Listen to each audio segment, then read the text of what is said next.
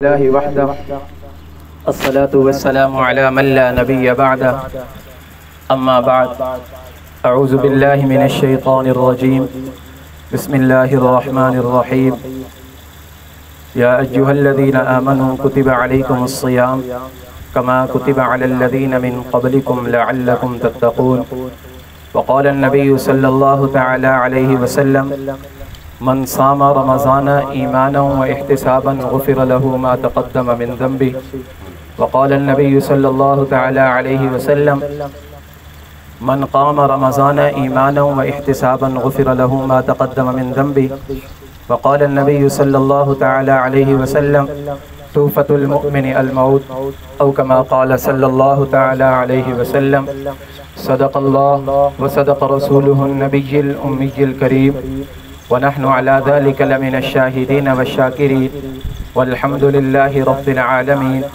إن الله وملائكته يصلون على النبي يا أيها الذين آمنوا صلوا عليه وسلموا تسليما معامرات عقیدت محبت کے ساتھ درود شریف پڑھ لیں اللهم صل على سيدنا ومولانا محمد وعلى آل سيدنا ومولانا محمد وبارك وسلم وصل عليه آج کی یہ عظیم الشان تقریب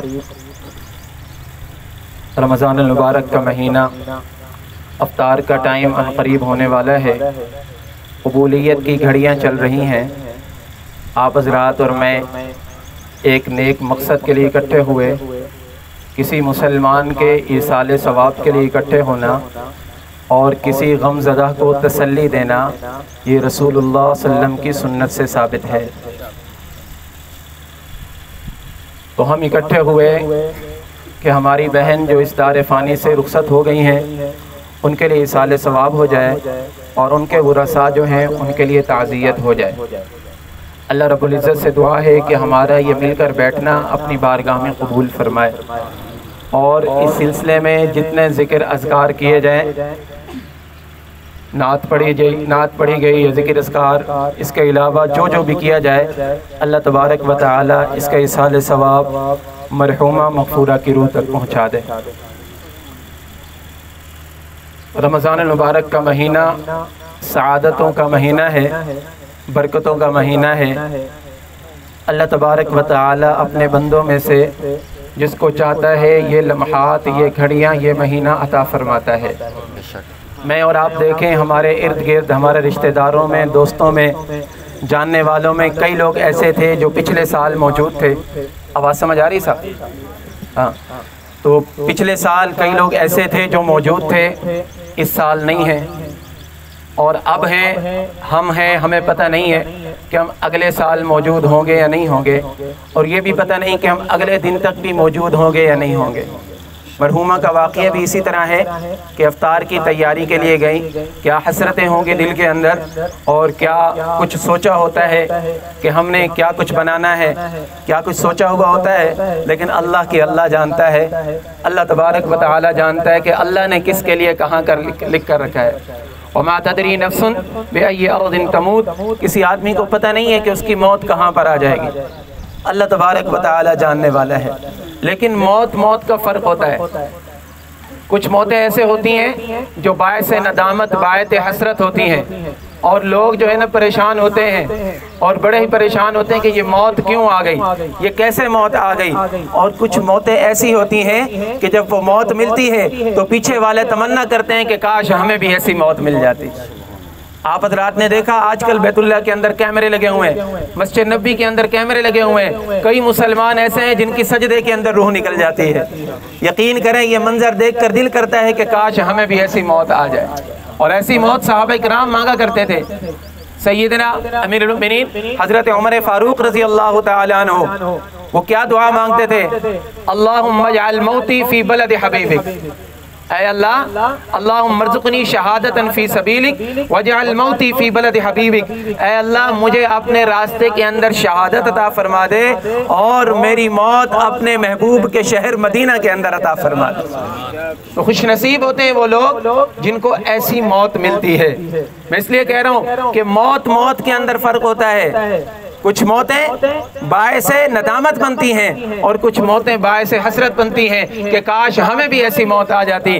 حدیث پاک کا مفہوم ہے، رسول اللہ صلی اللہ علیہ وسلم نے ارشاد فرمایا کہ جس مسلمان کا انتقال رمضان المبارک کے مہینے میں ہوتا ہے، دیکھیں ہر کسی نے مر جانا ہے، ہم میں سے کسی نے نہیں رہنا ہے، لیکن جس مسلمان کا انتقال رمضان المبارک کے مہینے میں ہوتا ہے، عذاب قبر سے اس کو محفوظ کر دیا جاتا ہے۔ جو مسلمان روزے رکھتے ہوئے یہاں سے جاتا ہے اور اس کی تمنا ہوتی ہے کہ میں روزے رکھتا، اللہ تبارک و تعالی اس کا رمضان جنت کے اندر پورا کرواتے ہیں۔ اس کے لیے سحری افطاری کا اہتمام کیا جاتا ہے، انتظام کیا جاتا ہے۔ جس مسلمان کی یہ تمنا ہوتی کہ میں پورا رمضان روزوں کے اندر گزار کر جاتا، تو یہ کم خوشخبری نہیں ہے۔ سیدنا عثمان ذی النورین رضی اللہ تعالی عنہ، ان کے بارے میں آتا ہے کہ جب وہ قبر کو دیکھا کرتے تھے تو وہاں پر اشک بار ہو جایا کرتے تھے، روتے تھے۔ لوگوں نے پوچھا امیر المؤمنین آپ قبر کو دیکھ کر کیوں روتے ہیں؟ فرماتے تھے کہ میرے محبوب نے فرمایا آخرت کی گھاٹیوں میں سے پہلی گھاٹی قبر ہے۔ آخرت کی گھاٹیوں میں سے جتنے اسٹاپ لگنے والے ہیں، پہلا اسٹاپ قبر ہے۔ جس کی قبر اچھی ہو گئی اس کے سارے منزلیں آسان ہو جائیں گے۔ تو جو مسلمان رمضان المبارک کے اندر فوت ہو جاتا ہے، اس کا انتقال ہو جاتا ہے، اس کی قبر کے عذاب سے اس کو محفوظ کر دیا جاتا ہے، پہلے نمبر پر۔ دوسرے نمبر پر میں نے ایک بزرگ سے یہ بات سنی کہ بڑوں کے جنازے ہر کوئی اٹھاتا ہے۔ حاجی صاحب آپ کے لیے یہ بات ہے، بڑوں کے جنازے ہر کوئی اٹھاتا ہے۔ دادے کا جنازہ اٹھا لیا، باپ کا جنازہ اٹھا لیا، پردادے کا، چاچوں کا جنازہ اٹھا لیا، لیکن اولاد کے جنازے اٹھانا یہ پیغمبر کی سنت ہے۔ یہ مسلمان کے دل کو تسلی دینے کے لیے ہے۔ میرے محبوب نے 6 جنازے اٹھائے ہیں۔ آپ علیہ السلام کے سامنے 6 اولادیں آپ کی فوت ہوئی ہیں، 3 بیٹے اور 3 بیٹیاں۔ یہ بھی رسول اللہ صلی اللہ علیہ وسلم کی ایک سنت ہے کہ بندہ اپنی اولاد کا جنازہ اٹھا لے۔ لیکن یہ ہے کہ غم ہوتا ہے، تکلیف ہوتی ہے۔ رسول اللہ صلی اللہ علیہ وسلم کے سب سے بڑے بیٹے عمر کے لحاظ سے سیدنا ابراہیم رضی اللہ تعالیٰ عنہ، جب ان کا انتقال ہوا ہے تو ان کی عمر 18 مہینے تھی، چلنے لگے تھے۔ مدینہ کے قریب ایک بستی تھی، وہاں پر وہ رہا کرتے تھے۔ رسول اللہ صلی اللہ علیہ وسلم جمعے کے جمعے ان کو ملنے جایا کرتے تھے۔ آقا علیہ السلام جب ان کے پاس گئے ہیں، سیدنا ابراہیم کا آخری وقت ہے، حضور علیہ السلام اپنے لختے جگر کو دیکھ رہے ہیں۔ دیکھتے دیکھتے بیٹے نے آخری ہچکی لی، دیکھتے دیکھتے بیٹے نے آخری ہچکی لی اور دار فانی سے کوچ کر گیا۔ صحابہ کرام نے دیکھا حضور علیہ السلام کی آنکھوں سے آنسو گر رہے ہیں، حضور علیہ السلام کی آنکھیں اشک بار ہیں۔ صحابہ کرام نے پوچھا یا رسول اللہ صلی اللہ علیہ وسلم، آپ نے تو ہمیں حکم دیا ہے کہ نوحہ نہ کرو، گریہ زاری نہ کرو، سینہ کو بھی نہ کرو، زور زور سے نہ رو۔ یا رسول اللہ آپ کی آنکھوں سے آنسو نکل رہے ہیں۔ حضور علیہ السلام نے فرمایا بے شک میں نے یہ کہا ہے اور میں اب بھی کہتا ہوں کہ اپنے غم کا اظہار اس طرح سے نہ کرو کہ تمہاری آواز بلند ہو، لیکن اولاد کا دکھ ہے، اولاد کا غم ہے۔ کہنے لگے یا ابراہیم، اے میرے بیٹے ابراہیم، انا بفراقک لمحزونون، بیٹا ابراہیم تیری جدائی کی وجہ سے آج ہم غمگین ہو گئے ہیں۔ اور بیٹیوں کی محبت تو حضور علیہ السلام نے سکھائی ہے۔ آقا علیہ السلام جب کسی سفر کے اوپر جایا کرتے تھے تو سب سے آخر میں جن سے ملتے تھے وہ آپ کی بیٹی ہوتی تھی۔ آخر میں جس سے مل کر جایا کرتے تھے حضور علیہ السلام کی لخت جگر سیدنا فاطمہ الزہرا رضی اللہ تعالی عنہ، سب سے آخر میں ان کو مل کر جایا کرتے تھے۔ اور جب واپس آتے تھے سفر سے تو سب سے پہلے جس کو ملتے تھے وہ آپ کی بیٹی سیدہ فاطمہ الزہرا رضی اللہ تعالی عنہ ہوتی تھی۔ یعنی کم سے کم جدائی اپنی بیٹی کے ساتھ رکھا کرتے تھے۔ اس لیے بیٹیوں کے ساتھ محبت کریں۔ حضور علیہ السلام نے بیٹیوں کے ساتھ محبت کر کے دکھائی ہے۔ آقا علیہ السلام جب کبھی آپ کے گھر کے اندر آپ کی بیٹی سیدہ فاطمہ الزہرا رضی اللہ تعالی عنہا آتی تھی، کتابوں کے اندر لکھا ہے کہ آقا علیہ السلام کھڑے ہو جایا کرتے تھے، کھڑے ہو کر دو جہاں کے سردار کھڑے ہو کر اپنی بیٹی کا استقبال کیا کرتے تھے، اپنی بیٹی کو بٹھایا کرتے تھے، پھر اس کے بعد خود بیٹھا کرتے تھے۔ حضور علیہ السلام نے بیٹیوں کے حقوق بتائے ہیں۔ بیٹیوں کا ادب بتایا ہے، بیٹیوں کا مقام بتایا ہے۔ اسلام کے آنے سے پہلے کیا ہوتا تھا؟ زندہ درگور کر دیا جاتا تھا بچیوں کو۔ وَإِذَا الْمَوْءُودَةُ سُئِلَتْ، قیامت کے دن زندہ درگور کی ہوئی بیٹیاں پوچھیں گے، بتاؤ میرا کیا قصور تھا؟ بِأَيِّ ذَنبٍ قُتِلَتْ، مجھے کس جرم کے اندر شہید کیا گیا، مجھے کس جرم کے اندر قتل کیا گیا؟ قیامت کے دن ان کو جواب دینا پڑے گا۔ بیٹیوں کے ساتھ محبت رکھنی چاہیے، اور یہ اللہ تبارک و تعالی نے جذبہ رکھا ہے، اللہ نے یہ جذبہ رکھا ہے کہ بیٹی کی محبت اپنے والد کے ساتھ بہت زیادہ ہوتی ہے۔ آپ لوگ آزما کر دیکھ لیں۔ تو یہ ایک بیٹی کی موت، ہماری بہن، ان کے لیے بھی ایصال ثواب کرنا ہے، اور خود بھی ہم جیسے اکٹھے ہوئے ہیں، افطار کا ٹائم ان قریب ہونے والا ہے۔ حدیث پاک کے اندر آتا ہے، رسول اللہ نے ارشاد فرمایا کہ 3 آدمیوں کی دعا رد نہیں ہوتی ہے، 3 آدمیوں کی دعا رد نہیں ہوتی ہے۔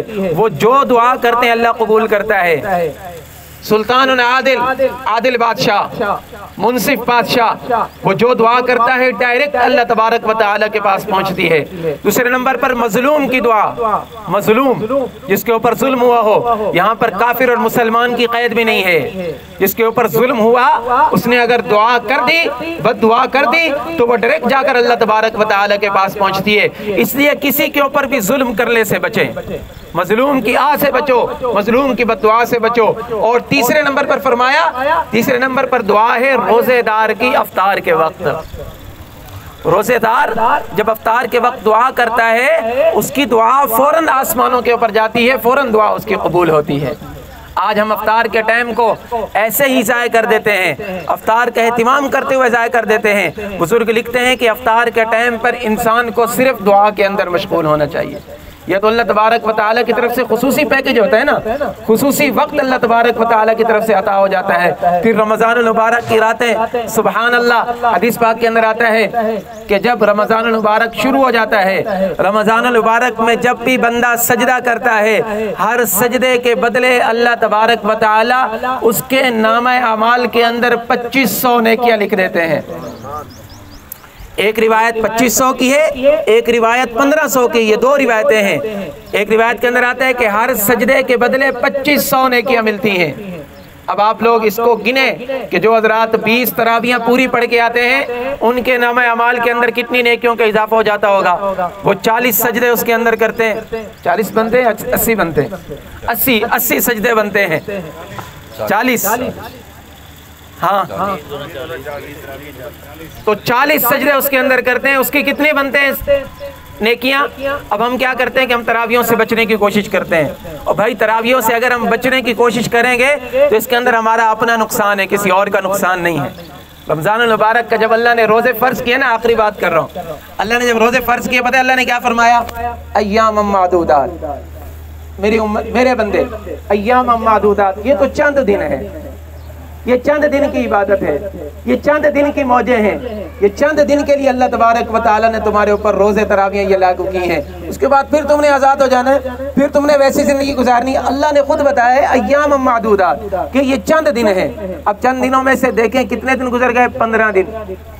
آج 15واں روزہ ہے، ہمیں پتہ ہی نہیں چلا آدھا مہینہ گزر چکا ہے، لیکن اس کے باوجود اب بھی کئی لوگ ایسے ہوں گے جنہوں نے مسجدوں کا رخ نہیں کیا ہوگا۔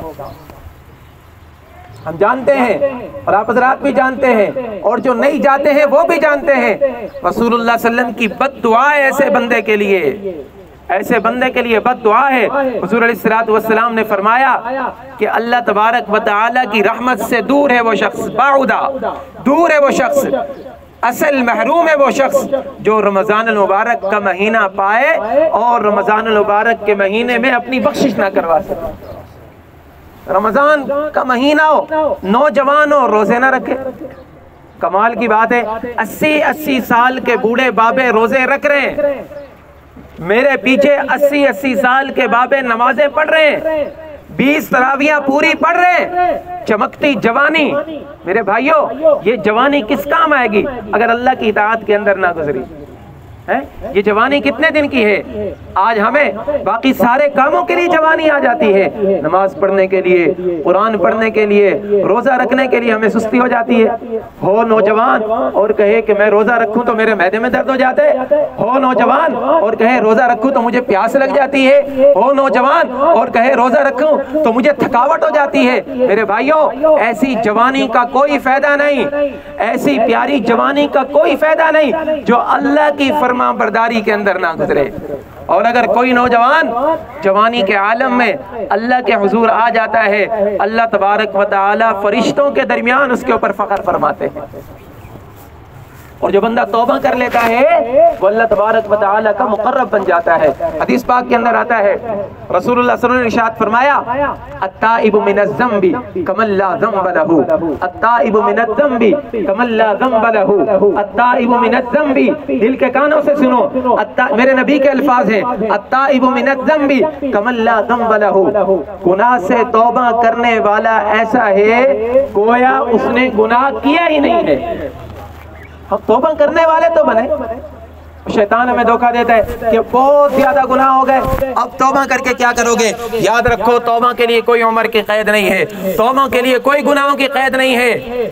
تم، اللہ کے محبوب نے فرمایا، اللہ تعالیٰ فرماتے ہیں کہ تم اتنے گناہ کرو، اتنے گناہ کرو، اتنے گناہ کرو کہ زمین اور آسمان کے درمیان کا جو خلا ہے اس کو پر کر دو، اتنے گناہ کرو،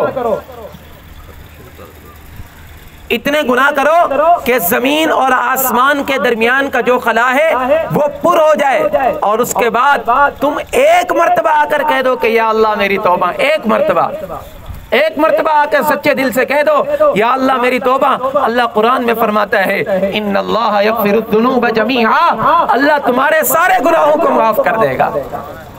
میرے بھائیوں، عشرہ مغفرت چل رہا ہے، اب بھی وقت نہیں ٹلا ہے۔ اس مجمع کے اندر بیٹھے بیٹھے ہم یہ نہیں کرتے کہ شور کر کے اپنے دل کے اندر اللہ کی رضا کے لیے اللہ کو یہ کہہ دیں کہ یا اللہ میں تیری رضا کے لیے توبہ کرتا ہوں، آج کے بعد میں کسی گناہ کے اندر مبتلا نہیں ہوں گا۔ اور جو بندہ سچی توبہ کر لے گا، حدیث پاک کے اندر آتا ہے، وہ اس مجمع سے ایسے اٹھ کر جائے گا جیسے ماں کے پیٹ سے آج پیدا ہوا ہو۔ اللہ تبارک و تعالی اس کے سارے گناہوں کو معاف فرما دیتا ہے۔ تو یہ عشرہ مغفرت ہے، اس کے اندر اللہ کے حضور زیادہ سے زیادہ توبہ کرنی ہے۔ اللہ رب العزت سے دعا ہے کہ جو معروضات پیش کی اللہ تبارک و تعالی عمل کی توفیق عطا فرمائے۔ آمین۔ وآخر دعوانا ان الحمدللہ رب العالمین۔